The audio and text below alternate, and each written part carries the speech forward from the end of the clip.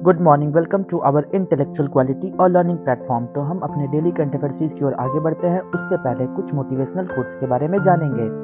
नज़र को बदलो तो नज़ारा बदल जाते हैं, सोच को बदलो तो सितारे बदल जाते हैं, कश्तियाँ बदलने की ज़रूरत नहीं है, दिशाओं को बदलो तो किनारा खुद ब खुद बदल जाते हैं। इसलिए जो आप कर रहे हैं वो सही है। अपनी नज़रिया को बदलिए तो आपको अच्छे पोजीशन मिलेंगे, अच्छी सफलताएं मिलेगी। तो इसी के साथ हम अपने डेली करंट अफेयर सीरीज की ओर आगे बढ़ते हैं। उससे पहले आप सभी लोग हमारे टेलीग्राम ग्रुप पर जुड़ जाइएगा। यहाँ पे आपको सारे पीडीएफ प्रोवाइड होंगे हमारे यूट्यूब सेशंस के। तो चलिए 12 दिसंबर 2023 के सारे करंट अफेयर्स को डिटेल में कवर करेंगे, तो वीडियो के अंत तक बने रहिएगा। क्वेश्चन नंबर 1, हाल ही में समाचारों में रहा माउंट उलावुन किस देश में स्थित है? Recently in the news Mount Ulawun is located in which country? तो राइट आंसर जगह Papua New Guinea. Papua New Guinea में माउंट उलावुन लोकेटेड है। तो आखिर ये न्यूज में क्यों आया है? तो चलिए जानते हैं इसके पॉइंट्स के बारे में। पापुआ न्यू गिनी में माउंट उलावुन के विनाशकारी ज्वालामुखी विस्फोट के जवाब में भारत ने 1 मिलियन अमेरिकी डॉलर के बड़े राहत पैकेज की घोषणा की है। अधिकारियों ने हार्दिक संवेदना व्यक्त करते हुए कहा, भारत इस प्राकृतिक आपदा से हुए व्यापक नुकसान और विनाश को स्वीकार करते हुए पापुआ न्यू गिनी की सरकार और लोगों के साथ एकजुटता से खड़ा है। यानी कि हमारा इंडिया सहयोग कर रहा है पापुआ न्यू गिनी को। क्यों? तो वहाँ पे एक माउंट उलावुन है जो एक्टिव वोल्केनो है, वहाँ से विस्फोट हुई है। तो इसी के लिए वहाँ के लोगों को मदद करने के लिए, पपुआ न्यू गिनी के लोगों को मदद करने के लिए इंडिया ने अनाउंस किया है कि 1 मिलियन यूएस डॉलर का पैकेज प्रोवाइड करवाएगी। तो चलिए नेक्स्ट क्वेश्चन नंबर 2 में चलेंगे। हाल ही में खबरों में रही कोया जनजाति किस राज्य से संबंधित है? Koya tribe recently in news belonging to which state? तो राइट आंसर हो जाएगा आंध्र प्रदेश। आंध्र प्रदेश में ये ट्राइब बिलोंग करती है जिसका नाम है कोया ट्राइब, कोया जनजाति। तो जानते हैं आखिर ये न्यूज में क्यों आया है। आंध्र प्रदेश में गोदावरी और सबरी नदियों के किनारे पापीकोंडा पहाड़ी श्रृंखला में रहने वाला कोया जनजाति ने भारतीय बाइसन, जो बॉस गॉरस कहा जाता है उसे, उसके संरक्षण के प्रयास में सहस्त्रवादी पुरानी परंपराओं को खत्म करने का फैसला किया है। क्या था आखिर वो पुरानी परंपरा? तो आंध्र प्रदेश के पूर्वी घाट में पापीकोंडा पहाड़ी श्रृंखला में भारतीय बाइसन के संरक्षण के एक संकेत के रूप में कोया अपनी पारंपरिक बांसुरी परमाकोर को तैयार करने के लिए जो पारंपरिक भारतीय बाइसन सींगों का यूज करती थी, उसको अब ये हटाकर तार के पत्तों का उपयोग करने वाली है। तो ये पॉइंट्स इंपॉर्टेंट है कि कोया ट्राइब्स जो जनजाति है वो अपने पुराने कल्चर्स को हटा रही है, ताकि वहाँ जो सिंहों की हत्या होती थी उस पे रोका जा सके और उस बांसुरी को बनाने के लिए तार के पत्तों का यूज किया जाएगा।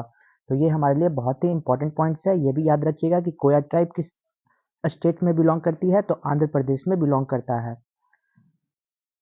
तो चलिए नेक्स्ट क्वेश्चन नंबर 3 में चलेंगे। सभी के लिए प्रारंभिक चेतावनी पहल निम्नलिखित में से किसके द्वारा शुरू की गई है? तो राइट आंसर का WMO and UNDRR early warning for all initiative launch किया गया है WMO और UNDRR के द्वारा। तो जानेंगे WMO क्या है? तो वर्ल्ड मेट्रोलॉजिकल ऑर्गेनाइजेशन है।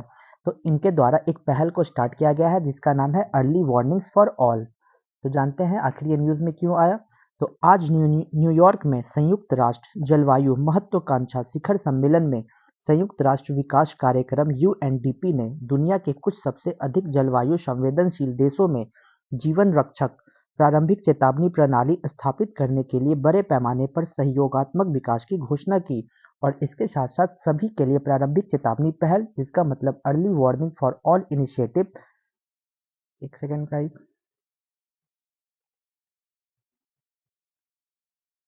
Early warning for all initiative पहल यह सुनिश्चित करने के लिए एक महत्वाकांक्षी प्रयास है जो कि 2027 के अंत तक जीवन रक्षक प्रारंभिक चेतावनी प्रणालियों के माध्यम से पृथ्वी पर हर कोई खतरनाक मौसम, पानी और जलवायु घटनाओं से सुरक्षित रहेगा। यानी early warning for all initiative programme को लाया जाएगा। इसके तहत ये होगा कि आने वाले 2027 के अकॉर्डिंग हमारा कोई भी वेदर से रिलेटेड प्रॉब्लम होगी, वाटर और क्लाइमेट से रिलेटेड प्रॉब्लम्स होगी, तो पहले ही हमें खबर पता चल जाएगी, तो जिससे हम लोग सुरक्षात्मक इसका सामना कर सकेंगे। नेक्स्ट चलते हैं क्वेश्चन नंबर 4 में। सूर्य की पहली पूर्ण डिस्क छवि किसने खींची है? Who has captured the first ever full disc images of the sun? तो राइट आंसर होगा आदित्य एल1। आदित्य एल1 के द्वारा खींचा गया first ever full disc images.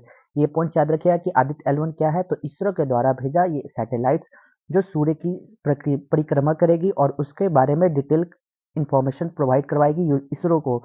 तो उसी के द्वारा हाल ही में सूर्य के इतने सारे इमेजेस को खींचा गया है। तो यहाँ आपको इमेज के माध्यम से दिख रहा होगा, तो जानते हैं इसके पॉइंट्स के बारे में।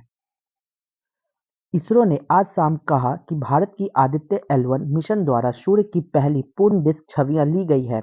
तस्वीरें लगभग पराबैंगनी तरंग दैर्ध्य में सूर्य के प्रकाश मंडल और क्रोमोस्फीयर के जटिल विवरण में अग्रणी अंतर्दृष्टि प्रदान करती है। इसके साथ साथ आदित्य L1 अंतरिक्ष यान पर लगे सौर पराबैंगनी इमेजिंग टेलीस्कोप या SUIT उपकरण ने 200 से 400 nm तरंग दैर्ध्य रेंज में छवियों को कैप्चर किया है। लगभग 200 से 400 नैनोमीटर वेवलेंथ के रेंज में आदित्य L1 के द्वारा इमेज खींचा गया है सन का। जो किसका भेजा हुआ सैटेलाइट है? तो हमारे भारत इसरो के द्वारा भेजा हुआ सैटेलाइट एक मिशन आदित्य L1 है, उसी के द्वारा सन की इमेज ली गई है, जो आपको हम लोग दिखाए हैं इमेज के माध्यम से। तो चलिए नेक्स्ट चलते हैं क्वेश्चन नंबर 5 में। विश्व की सबसे बड़ी संकेंद्रित सौर ऊर्जा संचालित परियोजना हाल ही में किस देश द्वारा शुरू की गई है? तो राइट आंसर होगा यूनाइटेड अरब अमीरात। यानी यूनाइटेड अरब अमीरात के द्वारा दुनिया की सबसे बड़ी largest concentrated solar power project को लॉन्च किया गया है। जो किस कंट्री में बिलोंग करती है? तो यूनाइटेड अरब अमीरात में। तो ये देखिए इतने बड़े पैमाने पे सोलर प्लेट्स को लगाया गया है ताकि एनर्जी को कंज्यूम किया जा सके। जो हम लोग कोल प्रोड्यूस करके एनर्जी को प्रोड्यूस करते थे उसको अब बचाया जा सके और ग्रीन एनर्जी पे हम लोग मूव ऑन करें। तो इसके लिए पहल उठाया है यूएई यूनाइटेड अरब अमीरात के द्वारा, जो दुनिया का सबसे बड़ा largest concentrated solar power project है। जानते हैं इसके डिटेल्स पॉइंट्स के बारे में। दुबई के उपराष्ट्रपति और शासक शेख मोहम्मद बिन राशिद ने दुबई में दुनिया की सबसे बड़ी केंद्रित सौर पार्क परियोजना का उद्घाटन किया है, क्योंकि अमीरात स्वच्छ ऊर्जा पर अपना जोर जारी रखे हुए है। यह परियोजना मोहम्मद बिन राशिद अल मखदूम सोलर पार्क के DH15.78 बिलियन, जो लगभग $4.3 बिलियन के बराबर है, चौथे चरण का हिस्सा है, जो 44 वर्ग किलोमीटर के क्षेत्र को कवर करता है और इसकी क्षमता 950 मेगावाट है। यानी 950 मेगावाट एनर्जी को प्रोड्यूस करना है। कितने एरिया में फैला हुआ है? तो 44 स्क्वायर किलोमीटर एरिया में फैला हुआ है। इसकी लागत कितनी है? तो यूएई का जो करेंसी है वो दिरहम है। दिरहम में लगभग 15.78 बिलियन है, लेकिन यूनाइटेड स्टेट ऑफ अमेरिका के द्वारा $4.3 बिलियन की लागत लगी है। चौथा चरण लगभग 3,20,000 घरों को स्वच्छ ऊर्जा प्रदान करेगा और सालाना लगभग 1.6 मिलियन टन कार्बन उत्सर्जन कम करेगा, जिससे हमारे ग्लोबल वार्मिंग को इफेक्ट पड़ रहा था उसको कम किया जा रहा है लगभग 1.6 मिलियन टन पर ईयर। और 3,20,000 घरों को स्वच्छ ऊर्जा यानी ग्रीन एनर्जी प्रोड्यूस किया जाएगा, जिसे हम लोग क्लीन एनर्जी के नाम से भी जानेंगे।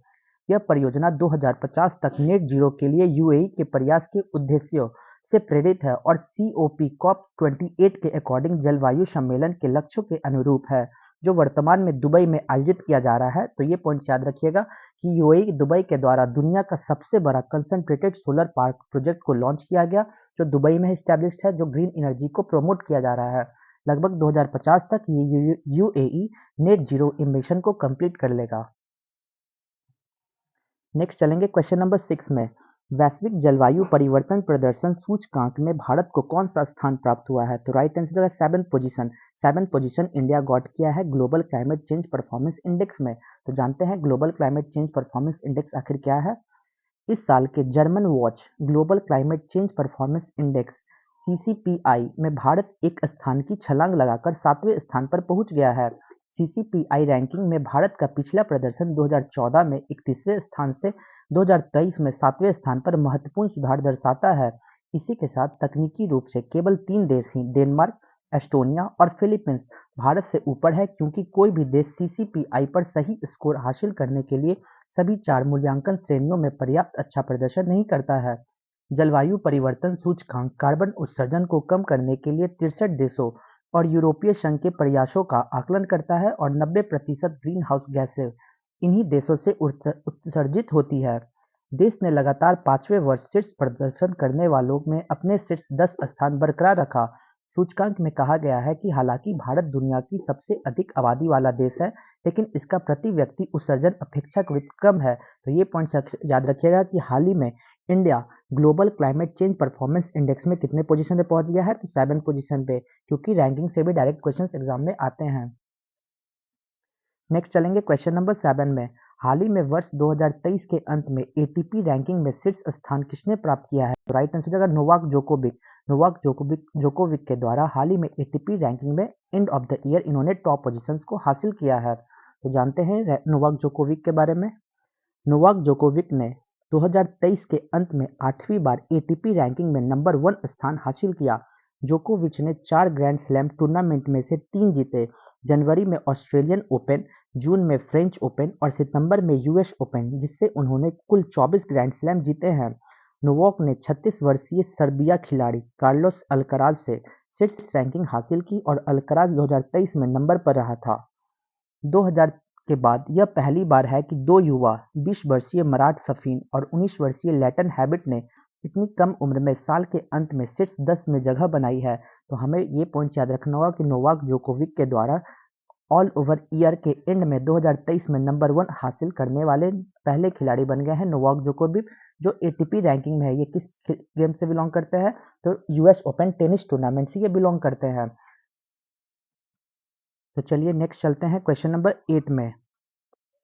हाल ही में अंतर्राष्ट्रीय मानवाधिकार दिवस 2023 कब मनाया गया? तो राइट आंसर होगा 10 दिसंबर। 10 दिसंबर को इंटरनेशनल ह्यूमन राइट्स डे 2023 को आयोजित किया गया। तो जानते हैं इसके पॉइंट्स के बारे में। अंतर्राष्ट्रीय समुदाय द्वारा हर साल 10 दिसंबर को मानवाधिकार दिवस मनाया जाता है। यह उस दिन की याद दिलाता है जब संयुक्त राष्ट्र महासभा ने 1948 में मानवाधिकारों की सार्वभौमिक घोषणा को अपनाया था। और इस वर्ष 2023 का विषय क्या है? तो सभी के लिए स्वतंत्रता, समानता और न्याय, यानी थीम ऑफ द ईयर 2023 का इंटरनेशनल ह्यूमैनिटी डे क्या है? तो freedom, equality and justice for all.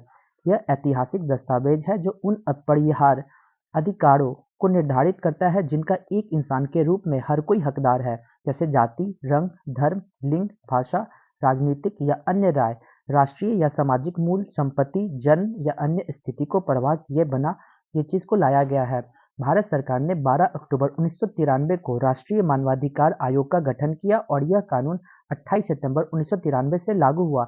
ये पॉइंट्स भी याद रखिएगा क्योंकि ये हमारे लिए बहुत ही इंपॉर्टेंट पॉइंट्स है कि इंडिया के द्वारा कब इसको अपने अडॉप्ट किया गया नेशनल ह्यूमन राइट्स को। तो 12 अक्टूबर 1993 को, और इसके अकॉर्डिंग कब कानून बना है? तो 28 सितंबर 1993 को। लेकिन हमें ये पॉइंट्स याद रखना होगा कि इंटरनेशनल ह्यूमन राइट्स डे कब सेलिब्रेट किया जाता है? तो हर वर्ष 10 सितंबर को सेलिब्रेट किया जाता है। थीम क्या है? तो freedom, equality and justice for all, सभी के लिए स्वतंत्रता, समानता और न्याय। नेक्स्ट चलेंगे क्वेश्चन नंबर 9 में। हाल ही में 26वीं पूर्वी क्षेत्रीय परिषद की बैठक कहाँ आयोजित की गई? तो राइट आंसर हो जाएगा बिहार। बिहार में 26 ईस्टर्न जोनल काउंसिल मीटिंग का आयोजन हुआ। तो जानते हैं इसके पॉइंट्स के बारे में। गृह मंत्री अमित शाह ने 10 दिसंबर 2023 को बिहार की राजधानी पटना में 26 पूर्वीय क्षेत्रीय परिषद की बैठक की अध्यक्षता की। बैठक में बिहार, झारखंड, पश्चिम बंगाल और उड़ीसा के मुख्यमंत्री ने भी हिस्सा लिया। उनकी बैठकों में संसाधनों के वितरण, करों के बंटवारा, अंतर्राज्यीय विवाद, वामपंथी उग्रवाद, कानून और व्यवस्था पर चर्चा की जाती है। बैठक में सदस्य देश केंद्रीय से जुड़े मांगों भी उठाते हैं। केंद्रीय गृह मंत्री इन 5 क्षेत्रीय परिषदों के अध्यक्ष हैं, जबकि राज्य के मुख्यमंत्री और केंद्र शासित प्रदेशों के प्रशासक उपराज्यपाल अध्यक्ष होते हैं। प्रत्येक क्षेत्रीय परिषद ने मुख्य सचिव के स्तर पर एक अस्थायी समिति का भी गठन किया। बिहार के मुख्यमंत्री पूर्वी क्षेत्रीय परिषद की 26वीं बैठक के उपाध्यक्ष है। ये पॉइंट याद रखिएगा कि हाल ही में अमित शाह जी हमारे बिहार के पटना जिले में आए हैं, जो 26वीं इंटरनेशनल जोनल काउंसिल मीटिंग का आयोजन किया था, जो 10 दिसंबर को आयोजित हुआ था बिहार के पटना में। नेक्स्ट चलेंगे डेली कंट्रोवर्सीज का लास्ट क्वेश्चन, क्वेश्चन नंबर 10 में। हाल ही में भारतीय नौसेना अकादमी केरल में आयोजित एडमायरल कप 2023 नौकायान रेगाटा का विजेता कौन है? तो राइट आंसर है इटली। इटली के द्वारा ये एडमायरल कप 2023 सेलिंग रेगाटा को आयोजन जो इंडियन नेवी एकेडमी के द्वारा किया जा रहा था केरला में, इसका विनर कौन बना है? तो हाल ही में इटली इसका विनर बना है। देखिए, midshipman Avalon Antonia and midshipman Crieti Carlo Leonardo won the Admiral Cup 2023। Admiral cup sailing regatta का 12वां संस्करण 8 दिसंबर 2023 को एटीकुलम बीच, एझीमाला, भारतीय नौसेना अकादमी केरल में संपन्न हुआ और मिडशिपमैन एवलॉन एंटोनियो और मिडशिपमैन क्रिएटी कार्लो लियोनार्डो द्वारा प्रतिनिधित्व की गई टीम इटली ने एडमायरल कप 2023 जीता। मिडशिपमैन पीपी के रेड्डी और कैडेट जीवीआई रेड्डी द्वारा प्रतिनिधित्व की गई टीम इंडिया उप विजेता रही और यूनाइटेड किंगडम के कैडेट बैकमैन कार्ल और जर्मनी के कैडेट हिंज एटोन संयुक्त रूप से तीसरे स्थान पर रहे। यूनाइटेड किंगडम की ऑफिसर कैडेट लूसी बेल महिला वर्ग में व्यक्तिगत स्टैंडिंग में पहल स्थान पर रही। उनके बाद इंडोनेशिया की कैडेट सांगला एल्मा साल्सडीला और भारत की कैडेट जाह्नवी सिंह क्रमशः दूसरे और तीसरे स्थान पर रही। लेकिन हमारे लिए सबसे इंपॉर्टेंट पॉइंट्स ये होगा कि हाल ही में जो 12th edition of Admiral cup sailing regatta कहाँ पे आयोजित की गई थी, तो केरला में इसका आयोजन हुआ था 8 दिसंबर 2023 को। इसमें कौन सा टीम जीता है, तो इटली के टीम ने रिप्रेजेंट किया और इन्होंने फर्स्ट पोजीशन हासिल किया। तो चलिए रिवीजन बैच में चलते हैं। 10 दिसंबर 2023 के सारे करंट अफेयर्स को रिवीजन मोड में हम कवर करेंगे। क्वेश्चन नंबर 1, निम्नलिखित में से कौन सा देश अब चीन की बेल्ट एंड रोड बैंक का हिस्सा नहीं है, तो राइट आंसर होगा इटली। क्वेश्चन नंबर 2, खेलो इंडिया पैरा गेम्स 2023 का पहला संस्करण का शुभांकर का नाम क्या है, तो उज्ज्वला नाम है। क्वेश्चन नंबर 3, केशवानंद भारती मामला निम्नलिखित में से किस सिद्धांत से संबंधित है, तो राइट आंसर होगा theory of basic structure. Question number 4, हाल ही में आयोजित मौद्रिक नीति समिति में वित्त वर्ष 2024 के लिए आरबीआई की वास्तविक जीडीपी वृद्धि का अनुमान क्या है, तो 7%। क्वेश्चन नंबर 5, हाल ही में राष्ट्रीय समीक्षा बोर्ड द्वारा किस फिल्म को वर्ष 2023 की सर्वश्रेष्ठ फिल्म घोषित किया गया, तो killers of the flower moon. Question number 6, अमेरिकी विदेश विभाग द्वारा अंतर्राष्ट्रीय भ्रष्टाचार विरोधी चैंपियन पुरस्कार से किसे सम्मानित किया गया, तो निखिल दे को सम्मानित किया गया। क्वेश्चन नंबर 7, हाल ही में जूनियर विश्व मुक्केबाज चैंपियनशिप 2023 कहाँ आयोजित की गई, तो अर्मेनिया में इसका आयोजन हुआ। क्वेश्चन नंबर 8, अंतर्राष्ट्रीय नागरिक उड्डयन दिवस 2023 हर वर्ष 7 दिसंबर को सेलिब्रेट किया जाता है। क्वेश्चन नंबर 9, प्रश्न के बदले नकद देने के आरोप में हाल ही में किसे लोकसभा से निष्कासित कर दिया गया, तो महुआ मोइत्रा को निष्कासित कर दिया गया। क्वेश्चन नंबर 10, हाल ही में ब्रिटिश सरकार द्वारा बीबीसी का नया अध्यक्ष किसे नियुक्त किया गया, तो right answer doctor Sameer Shah को। तो चलिए क्वेश्चंस ऑफ द डे में चलते हैं। तो आज का हमारा क्वेश्चन क्या है, जोंगसोंग चोटी किस राज्य में स्थित है, in which state is located the Jongsong peak. Option A Sikkim, option B West Bengal, option C Manipur, option D Nagaland. तो आपको आंसर कमेंट बॉक्स में देना होगा। तो चलिए कुछ इंटरेस्टिंग फैक्ट की ओर आगे बढ़ेंगे। तो हम कवर कर रहे थे list of important articles of Indian constitution के बारे में। तो इसमें भाग 13 में चलते हैं। भाग 13 में बताया गया है trade, commerce and intercourse with in the territory of India, यानी इंडिया के अंदर, भारत के अंदर जो भी ट्रेड, कॉमर्स और इंटरकोर्स इसके अंदर जो भी होगी वो भाग 13 में उल्लेख किया गया है, जिसमें आर्टिकल 301 से 307 में व्याख्या किया गया। भाग 14 में चलेंगे service under the union and states के बारे में, जिसमें आर्टिकल 308 से लेकर 323 तक है। भाग 14 ए में चलेंगे, इसमें ट्रिब्यूनल्स के बारे में बताया गया है, आर्टिकल 323 ए से लेकर 323 बी। भाग 15 में इलेक्शन यानी निर्वाचन के बारे में बताया गया है, इसमें आर्टिकल 324 से लेकर 329 ए है। भाग 16 में चलेंगे special provisions related to certain classes, इसमें आर्टिकल 330 से लेकर 342 तक है। यहाँ तक वीडियो को देखने के लिए thank you so much guys. Video को ज़्यादा से ज़्यादा हो सके तो लाइक, शेयर एंड सब्सक्राइब करें ताकि और भी कंटेंट आपके पास पहुँच सके। जय हिंद, जय भारत दोस्तों।